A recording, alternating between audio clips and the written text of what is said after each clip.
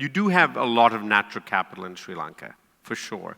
You have mangroves, you have dry forests, you have wet forests, lowland, upland, wet forests, you have dry zones. You still have quite a lot of nature for a very small island.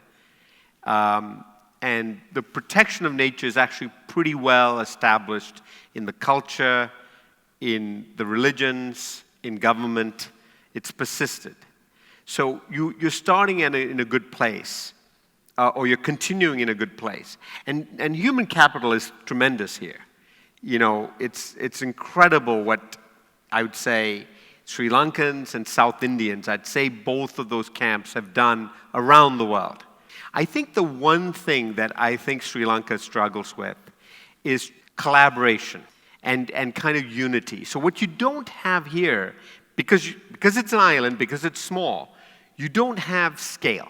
Dr. M. Sanjayan, CEO of Conservation International and one of Time 100's most influential climate leaders, was featured at an exclusive conversation on climate and nature in Colombo. You have always emphasized on nature being the climate solution, climate change solution. So how do you think Sri Lanka can really take that lead? So our destruction of nature, conversion of land, burning of nature, cutting down forests, destroying mangroves, puts a lot of emissions into the atmosphere. Sri Lanka actually can contribute to reducing climate change through the NDCs and the role of nature.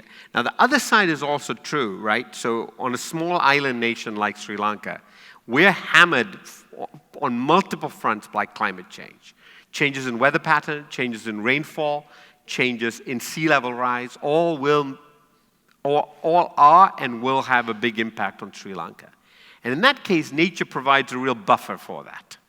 And so the ability for wetlands to absorb water, the ability for hillsides to be reforested as a way to reduce flooding or to reduce erosion, or coastal restoration, seagrasses, mangroves, coral reefs, as a way of helping to mitigate sea surges from rising sea levels.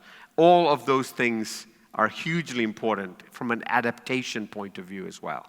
You cannot build your way, particularly if you're a small country, you cannot build your way out of the climate crisis.